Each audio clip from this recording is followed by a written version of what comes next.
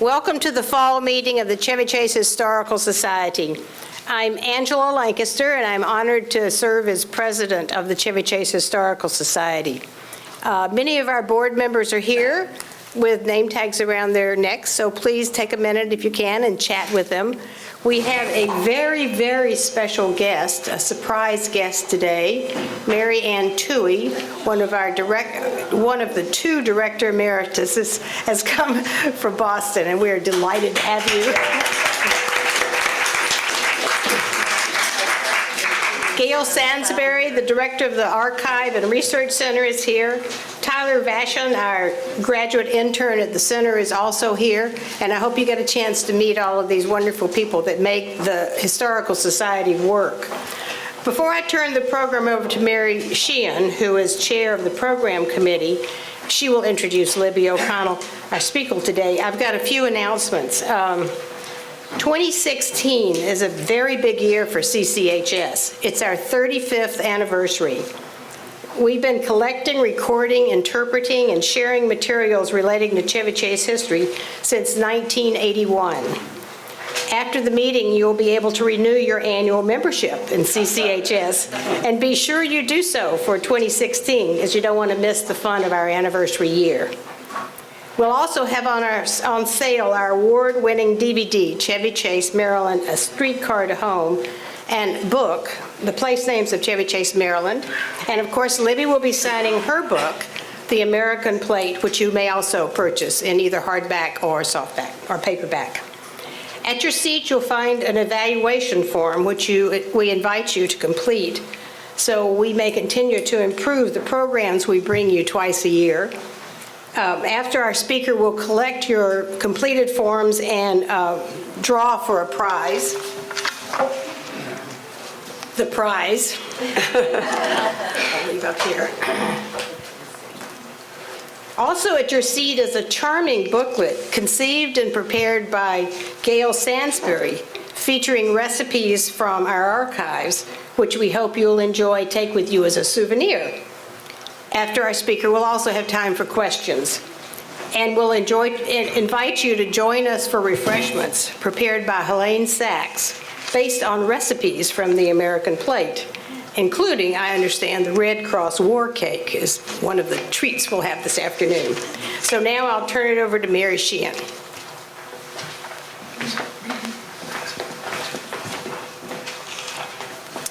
Thank you, Angela, and welcome once again, everybody. Come on in, folks in the back. There are seats. And if we run out of chairs, we have further chairs that we can bring in, so nobody should have to stand. So many of us have had the good fortune to travel in foreign countries from time to time. And as we know, part of the fun and the adventure of foreign travel is trying out new and different foods. We learn about other people, about their cultures and their histories by eating their food. Well, today our speaker, Dr. Libby O'Connell, is going to act as a bit of a travel guide for us. She will lead us on a tour of our own country, the US of A, but at much earlier times when our people, our traditions, and our culture were in some respects very different than they are today. She will give us a window on life in various periods of American history by exploring the tastes, smells, ingredients, and menus of those various historic periods. Together we'll explore the people, the events, the social movements, and the technology that have shaped our American cuisine. Dr. O'Connell is a public historian and commentator specializing in social and cultural change. Dr. O'Connell's been with the History Channel and A&E Network for over 22 years, serving most recently as chief historian and senior vice president for social responsibility. During her tenure, she has received 4 Emmy Awards for her work in television and corporate social responsibility. As an executive producer, she has created many short films for organizations such as the Smithsonian and the Library of Congress on topics ranging from civil rights to the First Lady's gowns. She appears on national television as a commentator, and in 2007 she received the Vanguard Award from the National Cable Television Association, cable television's highest honor, in recognition of her work in public affairs. Dr. O'Connell received her Ph.D. in American History from the University of Virginia. She serves on several boards, including the Thomas Jefferson Foundation at Monticello and the Smithsonian's Center for Folklife and Cultural Heritage. In 2013, the White House appointed her as a commissioner on the United States World War I Centennial Commission. Only days ago, Dr. O'Connell announced her departure from the History Channel and A&E networks in order to spend more time on her first love, research and writing. As it happens, the publisher of her book has optioned 2 additional books, and so she is going to devote her time to that. So we look forward to many more of your engaging books on social history in the years ahead, Libby. So please join me in welcoming Dr. Libby O'Connell.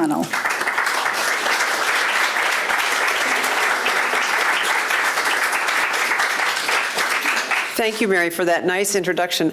I'm a little nervous about turning on my microphone. Should we just give it a try, see what happens?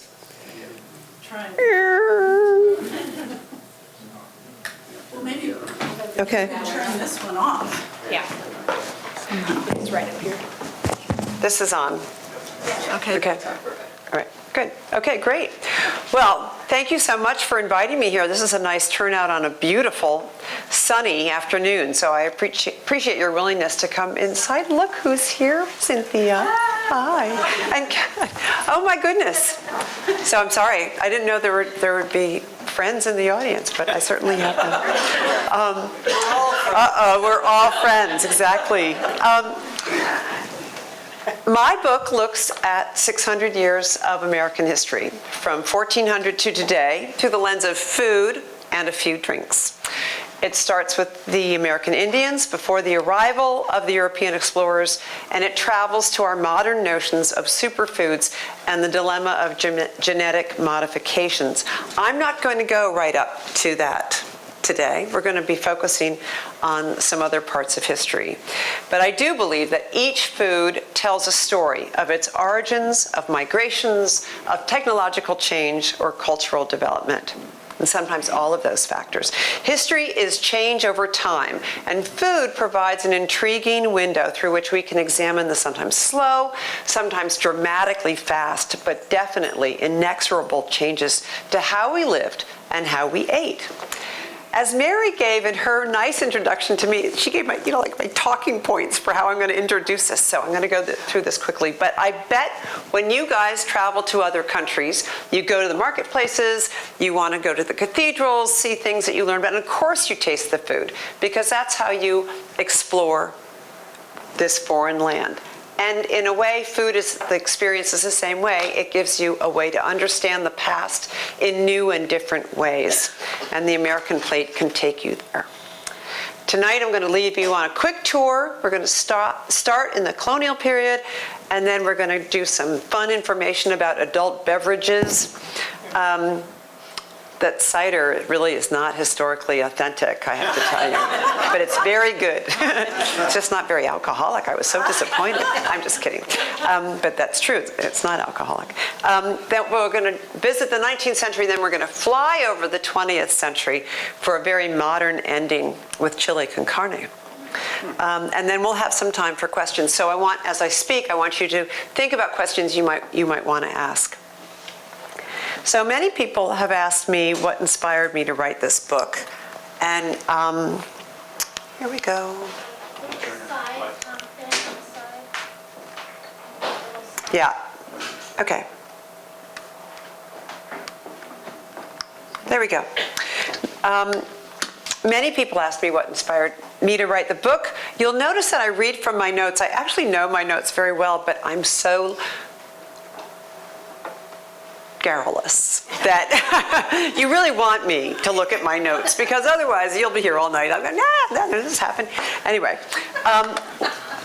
people do ask me, how did I get the idea, and where did I get this idea for a book? My first job, you know that first job where you actually get a paycheck? It's not babysitting, it's actually a paycheck. I was in costume, 17th century costume at Plymouth Plantation. Has anybody here ever been there? All right, so, and those of you who have not been specifically to Cape Cod, you may have been to Williamsburg or other historic sites where people are in costume reenacting and interpreting the past. And I worked in the cookhouse, and I learned how to cook. In fact, that was some of my first cooking lessons, was when I was cooking in the Warren House at Plymouth Plantation in full 17th century costume, learning how to cook over an open hearth, and really experienced firsthand the processes of making stews, baking bread, tending the herb garden, and even milking the cow 400 years ago. So one of the things that I emphasize in my book is the multicultural impact on our food. For most of my life, and I think for many of us, looking at the ages that we have here, my understanding of early American history began with Massachusetts and Virginia. It's home to the first English settlements. This is where our textbooks used to always start. But in the American plate, I recognize the influential role of Spain and of Native Americans, so that in so much of what is now the United States. So, newsflash, Mexican food isn't new. When people say, oh my God, there's so much salsa these days. No, that has been here for a really long time. You may be new from some people's point of view. And that type of food has been here a lot longer than roast beef or apple pie. Remember, the Spanish were here 100 years before the English. And it's the Spanish who introduced the domestic animals like horses, sheep, cows, goats, hogs, and chickens. Think about that. That introduction has a huge impact on diet, not just diet, but also on the environment. And it's Columbus's second voyage in 1493 where he brought those animals to the New World. And at the same time, he's bringing back New World foods like tomatoes. And in some neighborhoods, they call it tomatoes. So whatever you call it, tomatoes, chocolate, avocados, potatoes, turkeys, and many kinds of beans. This is the great seed exchange at the very end of the 15th century, started by the Spanish, specifically by a Genovese, Columbus. So never underestimate the role of the committed change agent in world affairs. People like Genghis Khan, people like Queen Elizabeth I, or Christopher Columbus, who had enormous impact on the natural environment in the New World and diet and nutrition globally. So we know that food travels widely and takes up residence in different countries, and seems like it has always belonged there. So imagine Italy without tomato sauce. Right? I mean, Italians can't imagine that. You challenge them. So, of course, tomatoes originated in Mexico, not in Italy. And in terms of the length and span of Italian history, they're a relative newcomer. And when we say someone or something is as American as apple pie, do we know what that really means? Because not one ingredient actually originates on the continental United States. Not the pastry. Pastry is made of usually wheat flour mixed with some sort of shortening. Shortening will be butter or lard. Lard comes from hogs. They didn't have hogs before the Spanish arrived. Butter comes from dairy, from the cows. Those weren't here either, so there's no pastry. The spices generally come from Southeast Asia. Sugar, not original to here, and the apples were brought over. Apples were started in Turkey, they travel over Europe, and they end up really thriving in Northern Europe, particularly France, Normandy area, and Britain. And it's those settlers, colonists, who bring the apples over to the East Coast, and they spread in the New World from there. So their ingredients come from all over the world. And you could actually do a whole hour on the history of apple pie, and it's a fun hour. But since Americans come from different parts of the world, maybe apple pie is the ideal metaphor to describe our country, to describe our culture. So instead of saying America is a melting pot, we could say it is as American as apple pie, and really mean it. Another thing that's really important to remember when we're talking about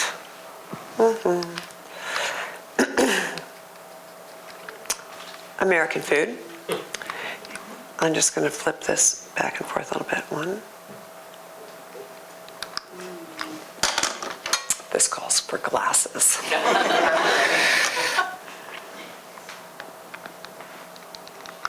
Okay. One thing that's so important to remember is the Native American contribution to the American plate. You know how ubiquitous corn is in our diet today, even when we don't know that we're eating corn. Well, when the settlers arrived, the Spanish, later the English, and then in New York, of course, the Dutch, the most immediate dietary change is the adoption of maize on a daily basis. That doesn't mean that the colonists instantly fell in love with maize. They actually wrote home and said, we don't like having to eat this Indian grain called corn. We call it corn. But of course, one of the many Indian names for this is maize. And that's the formal name for it as well. The colonists didn't like it, but frankly, many of them would not have survived without the Indians' generosity in sharing their corn. Meant the difference between life or death in many settlements. Corn is easier to grow than wheat. That's not to say it's easy, it's just easier to grow. Think about how the Europeans have straight or rectilinear farming techniques. You have rows for their crops. The Native Americans grew maize with beans and climbing up the stalks of the corn, and also the squash plants would be planted among the corn stalks. Those big leaves help keep the ground little moist and also reduces the amount of weeds. Those three things, the corn, beans, and the maize, beans and squash, are called the Three Sisters, which I think is such a wonderful and sort of reverent reflection. Anybody who's helped their kid with their 5th grade or 4th grade project at school knows all this, but for those who don't, it's a good thing to remember, because those ingredients, the corn, the maize, and the beans, and the squash, would become important parts of the American diet, and things, when you think about what's on our Thanksgiving table, these are some of the ingredients that are still there. And corn, of course, is especially nourishing when it's served with beans. It makes a complete protein. And corn tortillas with beans is a very ancient food, and it's still eaten today. When the Spanish arrived, they're not keen on maize as a central grain. They want to convert people to growing the grains they had in Spain, including wheat flour. And there's a lot of pressure on native tribes to transfer their farming practices and start growing wheat. The truth is, what happens is when you have a wheat tortilla and you put beans in that, you don't get the protein. So it really reduces the nourishment that Native American populations are getting when they start being pressured to transfer their allegiance from maize to wheat. Another way so tortillas are one of the oldest foods that are eaten today that are pretty much unchanged, corn tortillas. So when you see them, think, this is a really historic food, and we're still eating it today. Thousands of years old, between 10 and 15,000 years old. I would recommend getting a fresh one, though. Sorry, I just realized when I said that, I thought, porridge. When the colonists arrived, they're not making tortillas with the maize. They're grinding it up and making what we would call hot cereal. It's the easiest way to produce and to eat grain. Baking bread takes a long time. It's work intensive. It helps to have an oven. It's complicated to cook it in a Dutch oven in an open hearth. Not impossible, but it's a lot easier to eat mush. And that's what a lot of people ate. They started their day that way. They ate it with lunch, and they ate it with dinner as well. It's a lot easier way to get the carbohydrates that they needed in their diet. We don't need a whole lot of carbs in our diet anymore unless you are really working hard in the fields. But figure in the 17th century, people needed fat, and they needed a lot of carbs as well. And speaking of fat, I had to include this story because it really represents something on the menu that we don't need anymore. we all are familiar with the idea of fur trappers being part of the exploration of the New World. There was a big trade in furs, and one of the most luxurious furs was beaver. The fur is very thick, and it's also water repellent. Remember, this is during the Little Ice Age. People want to stay warm with furs, but the truth is it was also very, very chic. So it's a fashion statement as well as a conspicuous consumption statement, right? You put on a fur and look, I'm rich, I'm warm, I'm chic, all in one place, right? So it was a highly desirable thing. The Dutch paid a good penny for beaver fur. But the best beaver were found in the wintertime. And that meant you had to be trapping at the coldest time of year, and it also meant there was very little food available for you to eat. Chances are, if you were most of the trappers were of British or French descent, and Native Americans as well, or a mixture of all three within the first generation. The trappers were very brave, but they were hungry, and they knew where they could find their calories. This is beaver tail. Do you see? Looks like a fish. It has fish scales on it. But once you skin the beaver and you have that beaver tail, you put it over hot coals, and the scales on the beaver tail will curl up the way they might on a fish. And people would scrape those scale off, and then you roast the beaver tail over low coals, and you braise it, and it's a fatty slab. But it was considered this wonderful delicacy. Edmund Winslow, who's writing, who's one of the, came over on the Mayflower, and he goes in and meets with the Wampanoag Indians in the wintertime, and they serve him, and even he said, I was honored as a guest, and they served me beaver tail. So this is not just some apocryphal recipe, but this is an example of the type of fat that was so important. If you're out in the cold weather and you're a trapper, if you don't have fat, you're in trouble. And this was a delicacy served by Native Americans to honored guests, and the settlers adopted it as well because they knew that they needed that at that time of the year that was known so accurately as the hungry moon, which would be in February in February is usually the hungry moon. It's when the winter stores of the provisions are all gone, eaten up. So if you need a recipe for beaver tail, it's in my book. I hope you never have to use it, but it's there. Oh, you know, this is this is not a reproduction. This is a 17th century cookie press from New York. It took many years of hard work on the stony soil of New England to get productive wheat fields. And the Virginians, of course, were all caught up in their cash crop tobacco. So corn will dominate southern diets for a long time. But in the settled areas of New York, when the Dutch arrived, they quickly introduced their favorite foods from the homeland, and that means they also started growing wheat very early. This also includes sweet biscuits. They made sweet rolls. The Dutch, remember, dominated the spice trade, so their housewives had access to cinnamon and nutmeg and cloves, which were a real luxury item in other cultures, but among the Dutch, they were still expensive, but they were worth it. We find in menus and recipes, it wasn't just the very rich who were using those Southeast Asian spices. They introduced these sweet biscuits using a press, and the Dutch called them cookies. And thanks to the Dutch influence, the United States would become the only English-speaking nation, right? So the only Anglophone nation that calls sweet biscuits cookies. Think about it. Ireland doesn't call them cookies. Australia, India, Hong Kong, Canada, Great Britain, all over, those are called biscuits or sweet biscuits. But in the United States, thanks to the Dutch influence, you get to call these things, the sweet things, cookies. And I actually think if you were going to have a fun way of exploring food history, it's to look at the origins of those words. And you learn a lot. I think word origins teach us a lot about all sorts of topics, but in the words that we use for our foods regularly, it teaches us about their origins. Maize, for example, is a word from the Caribbean. It's a Native American word, it's the Tainos, and they were the first Native Americans that Columbus encountered. And they also gave us the word hammock, hurricane, tobacco, and maize. And those are very American words when you think about it. So, moving on, let's turn to those alcoholic beverages. And the question is, just how much did early American settlers drink?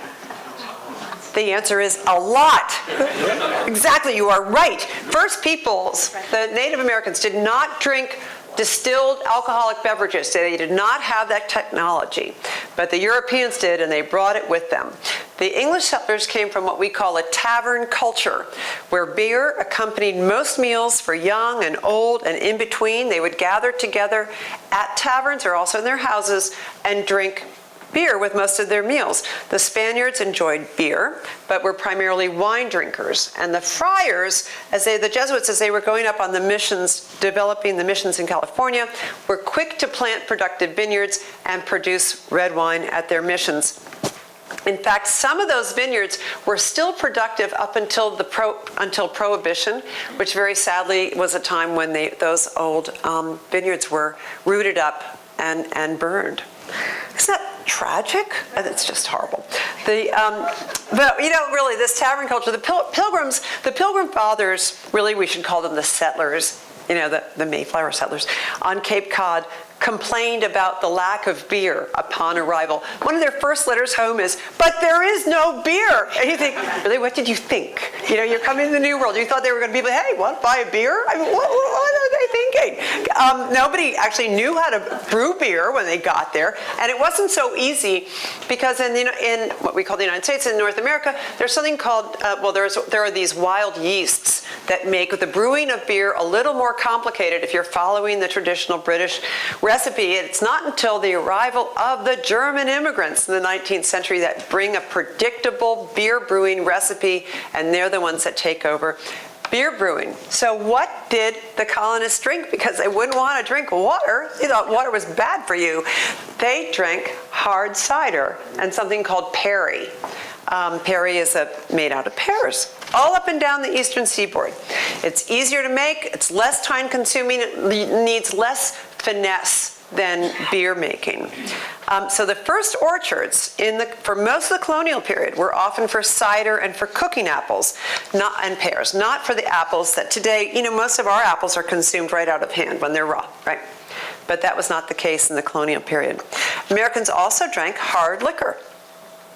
How much? Where was that? A lot, right? About double per capita of what we drink today. That fun fact, I worked on an exhibit at the National Archives called The Spirited Republic, and we actually kind of know how much people drank. They drank double what we are drinking today, and that is not, don't pretend that that's because, their rum must have been, lower alcohol. No, it wasn't. In fact, one of the most popular distilled spirits by 1700 was rum. In 1775, Americans were drinking about 4 gallons of rum a head. Most Americans during that time, remember, they're living on the eastern seacoast. The population is spread really along the coast. This rise of rum, most of it was produced in New England, was tied directly to the availability of molasses shipped from the Caribbean islands, where sugar was creating fortunes for a few European and British families. And the rise of sugar in the New World is directly linked to the rise of African slavery. The sugar planters made so much money on this cash crop of sugar that they actually imported food for their enslaved workers rather than farm the land in the West Indies. So by the end of the 17th century, this is really early in American history, but definitely in the 18th century, American farmers are part of this whole north-south coastal trade along the eastern coast, shipping barrels full of low-quality food to the sugar plantations, and the farmers were growing prosperous on that exchange. So I'm from Long Island. There's a town there called Cold Spring Harbor where I live, and in 1685, people there were packing salt beef and salt lamb, which we don't even think, salt mutton, and selling it. It was all part of this whole market economy up and down the eastern seaboard, and we forget how interconnected these economies were back then. But food can tell you about that. As time goes on, rum will stay popular in New England and along the coastal cities, while the arrival of the Scots-Irish just before the American Revolution made whiskey a new favorite, particularly inland. Bourbon, based on corn, was developed in Bourbon County, Kentucky, and grew in popularity so much so that even by 1820, this style of whiskey would become synonymous with the American South. George Washington served 75 gallons of whiskey to potential voters when he ran for a seat in Virginia's House of Burgesses in 1758. So much you can't teach in elementary school, Cynthia. Middle school. This eye-popping number may have been a little high. He was a little generous with liquor, but the idea of offering drinks to your voters was a tradition in Britain, and it migrated here, encouraging voter turnout, I'm sure. After his precedent-setting 2 terms as the first president, Washington returns to Mount Vernon. You all know this story, but you might not know his Scottish farm manager takes him aside and says, "You really want to make your plantation more profitable, you should go into the distilling business." And for those of you who have not been to Mount Vernon recently, you should go, because they have restored or actually rebuilt the old distillery on that property. And when Washington died, he was the nation's largest, or one, as historians like to say, one of the largest whiskey distributors in the whole country. They forgot to tell you that in the textbooks. Along with whiskey, he actually drank a lot of Madeira. And Thomas Jefferson was a big Madeira drinker as well. Our founding fathers and mothers were very fond of this alcoholic beverage. It's a wine, it's a fortified wine. John Hancock in Boston, Ben Franklin in Philadelphia, Washington on the Potomac, and Thomas Jefferson. That's his dining room.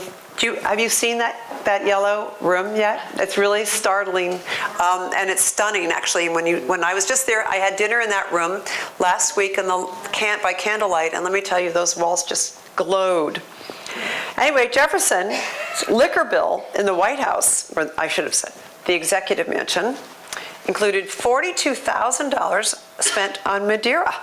That's in today's dollars, not back then, but that's still a pretty steep liquor bill, and one of the major things on that.